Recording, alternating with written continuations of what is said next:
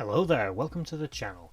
This is Nerd.World Films, where we look at all things movie, franchise, cult, and the world of cinema. In this one, I'm taking a look at the tripods of War of the Worlds, both the original 1950s movie and other modern incarnations. Which, point out, this has also been adapted for TV, but I'm going to focus only on film incarnations. And yes, that does actually include the original 1950s, because even though they look like flying saucers, they actually were meant to be tripods, which we'll get to a bit later. Before we get started though, if you like this video, please like, share, subscribe and comment, as this is still a growing channel, and please check out my other two channels that are linked below. Nerd.World, which is more about different sci-fi universes and other things culty and interesting, and Nerd.World History, which is what it sounds, it's more factual, where I explore things from history that I like, interests me, from the Second World War to the ancient Celtic Europeans to basically anything I want. People, places, events, whatever. And now with that out of the way, let's look at the Martian battle wagons we lovingly know as the tripods from War of the Worlds. The Martian tripods. The Martian tripods, most people are probably going to be most familiar with the recent 2005 movie starring Tom Cruise, in which they are literally tripods, big machines that were buried under the earth, and the Martians themselves seem to teleport into them via some form of electrokinetic transporter of some description, which kind of took on the manifested appearance of a bolt of lightning. These tripods were fiercely well armed, protected by advanced technology. They were not overly quick moving, but they didn't need to be. Their disintegration beams or vaporization beams, whatever they happen to be, I'm not too sure what exactly they were meant to be, basically wiped out swaths of the local human population in the blink of an eye. People were just turned into powder and dust and vapor in the literal blink of an eye. These were enormous walking terrors, which, although superficially looked like it would be easy to defeat them, they really weren't. And the Martians run amok. Now, the Martians have a lot of interesting technology that is reminiscent. It's seen, obviously based on things you see in the book, but also on things that are from the original 1953 movie, like the recreation of certain scenes, like the scene where the telescopic eye was weaving through the building. That's in the original 1953 movie. The machines themselves are of a style of warfare that's not indicative with what humans normally conduct themselves in war. We'd be used to tanks and aircrafts and things. We're not used to these walking behemoths that are pretty much invulnerable to everything that we could throw at them. They seem crude and primitive and almost stupid, but their technology behind them is so fiercely advanced, despite the fact that they've probably been buried in the earth for hundreds of years, that we can't touch them. We couldn't hurt them. And the fact that they were slow moving, but they were constantly tracking you, approaching you, and your death was all but imminent, or they were going to harvest you for God knows what horrors they were going to inflict upon you. This isn't overly dissimilar to the original premise in the 1953 movie, where, unlike in this more modern film, the tripods are not already here. They were dispatched from Mars and landed on Earth inside meteorites, each one containing about 3 ships. The ships themselves, by the way, in the original movie, and there's none of them around still now, but they were made of solid metal. They were built props back then properly. Big copper machines with working lights and fixtures on them, with I think a handful of hero models to be used primarily for all the shots.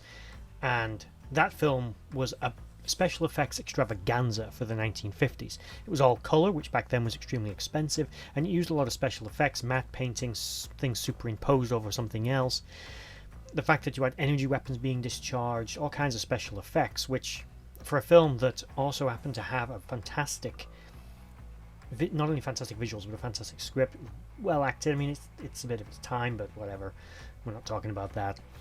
Now, the reason I include these, and some people might be thinking they're not tripods, they're ships. They clearly fly and they hover. Now, that was a decision that was made a little later, but if you watch the first scenes where these machines actually emerge from their meteorites, you'll notice that there are three kind of energy legs underneath them. They were intended to be basically walking on invisible legs, but I assume for cost and budget and other such things, probably more behind the scenes stuff, they got rid of that. But they were actually tripods. They weren't ships at all. It's why they never went very high. They didn't fly. They themselves didn't fly to Earth. They came inside of another craft of some description, inside of a meteorite. It wasn't a meteorite. It was actually a ship. We know because it had a metal surface. These things emerged from them and then went about their ways, vaporizing people, turning them into black spots on the wall, blowing up buildings. And this film had some of the best miniatures you will ever see. Scenes where these things are hovering through cities and taking out buildings as they go along is wonderful to watch for such an old movie. Now the tripods themselves, again, they were protected by incredibly powerful shields. They seemed a little ungainly, a little unwieldy and kind of stupid, again with this big sort of cobra-like neck and head with a single piercing eye on the front and glowing green emanations that God knows what they do. They seem stupid. The actual design of it, by the way, was based on a combination of a cobra and a sort of stingray, was the idea of the machine. And that's what the model is based on. And it's meant to look organic, but somehow alien, different to what we'd have here on Earth. But again, we just couldn't touch them. And in both movies, effectively, the thing that defeats the Martians is their overconfidence and their naivete in coming to Earth and not thinking about the Earth itself. Yes, we are a problem, because we've got guns and we can organize and we can fight back. We're not animals that'll just run away. But our technology is no threat to them. We were no threat to them. But the Earth herself was. Higher gravity, that's going to be a problem for them. Thicker atmosphere, that's going to be a problem. But the bigger problem was the virus. Viruses and bacteria floating about in the atmosphere. If they get infected, they should have waited for a vaccine, really, shouldn't they? Before they came out of their homes and went about their business, trying to conquer the Earth. But impatience, foolishness, let's not dwell. They were still very smart beings, although funny looking little gremlin things, weren't they, with their 3 eyes and stuff. Pretty cool looking special effect again for the time period. But the tripods were very powerful, invulnerable machines that nothing we had, tanks, bombs, aircraft, landmines, machine guns, bazookas couldn't hurt them. In the modern age, nukes couldn't hurt them. The most advanced vehicles and artillery couldn't scratch the tripods of the modern age, of the 2005 movie. These were unstoppable killing machines, which, despite their ungainly appearance and relatively simplistic designs and completely alien style of warfare, were able to completely outmatch anything and everything we could potentially ever have thrown at them. I don't know everyone else, but I love War of the Worlds. It's a good book. It's been adapted several times, famously in 1938 to a radio broadcast that, according to urban legend, caused a lot of people to commit suicide. Nonsense. And, of course, into 2 movies, one made in 1953, another in 2005, as well as 2 TV series, one made in 1988, and another one actually in 2019, which I've not actually personally seen, but I'm keeping away. I'm not interested in the TV shows at the moment, just in the tripods that are in the films. And I think they are some of the most unique and spectacular machines ever sort of thought up. I mean, and obviously bigger franchises like Star Wars had walking weapons of death, such as the AT-AT. And again, I'm going to stand on this hill forever. It is AT-AT, not AT-AT. Both are acceptable, in my opinion. But realistically, if it's AT-AT, why is it not AT-ATST for the ATST? Doesn't make sense. Consistency in naming convention. I'm a little obsessive compulsive. Whatever, both are acceptable. Believe what you want, it's AT-AT. Where was I? The walkers. The Martian machines, they are fantastic. They're unique, they stand out. They're not quite as iconic, I don't feel, from the 2005 movie as they were from the 1953 movie, which, as I said, a lot of people think of them as more of a flying saucer or sort of hovercraft. But they're not. They are actually tripods that are meant to be walking. It's just their legs are more like an extension of their shield or some kind of gravity projection or something. They're actually an energy-based leg, which they just didn't want to show on screen because budget. but they are technically walkers.